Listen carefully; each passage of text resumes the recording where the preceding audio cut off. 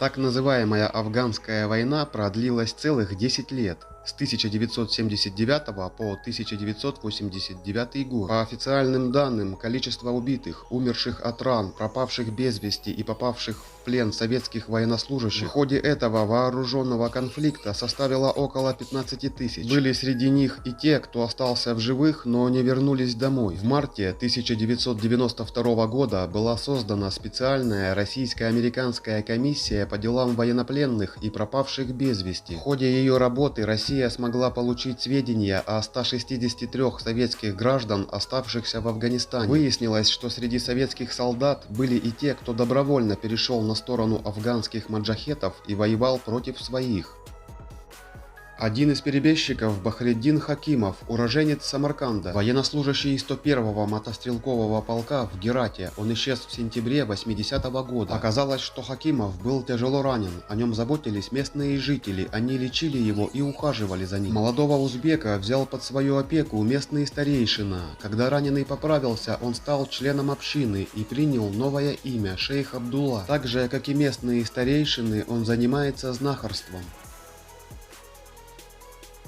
Геннадий Цевма, уроженец города Торез Донецкой области, ушел служить в армию в 18 лет и сразу же очутился в афганской провинции Кундуз. Однажды он любопытства ради отправился к ближайшей мечети, куда собирались жители на молитву. Там его взяли в плен и предложили выбор – принятие ислама или смерть. Цевма выбрал первое. Став мусульманином, он получил новое имя – Нек Мухаммед. Правда, Геннадий уверяет, что наотрез отказывался убивать своих бывших соотечественников. В 1991 году военнопленного обнаружил журналист BBC Питер Джувенал. Цевму освободили, однако он отказался возвращаться домой, где его мог ждать трибунал. Он также и остался в Кундузе, где работает шофером у местного ювелира.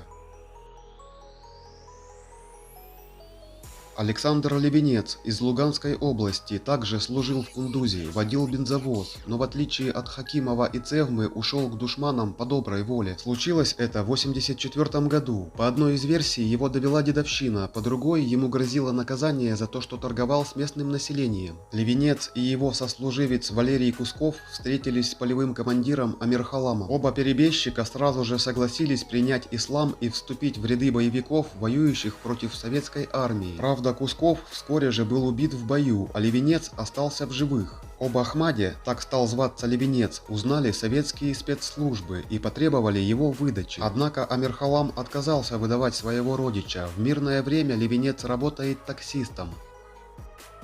Сергей Красноперов из Кургана ушел из части в 1984 году, будучи обвиненным в продаже военного имущества местным жителям. Маджахеты сразу же высоко оценили перебежчика, он оказался талантливым механиком, способным починить любое оружие. Впоследствии Нур Мохаммад, такое имя ему дали в исламе, получил пост личного телохранителя одного из лидеров маджахетов, генерала Абдул-Рашида Дустума. После войны Нур Мохаммад поселился в городе Чакчаран, неподалеку от своей военной базы, и устроился в местное отделение Министерства энергетики. Схожим образом сложилась судьба харьковчанина Николая Выродова. В 1981 году он уехал в Афганистан добровольцем. Спустя 3 месяца после начала службы Выродов дезертировал. Как он сам утверждал, это произошло после того, как он стал свидетелем расстрела 70 жителей афганской деревни. Под новым исламским именем Насратулла Мухаммадулла он работал подрывником у боевиков, а вскоре стал телохранителем полевого командира Гульбиддина. В 1996 году Выродов вернулся в Украину, но не смог приспособиться к постсоветской реальности и опять уехал на новую родину, в Афганистан. Там он поселился в провинции Баглан и устроился в местную полицию.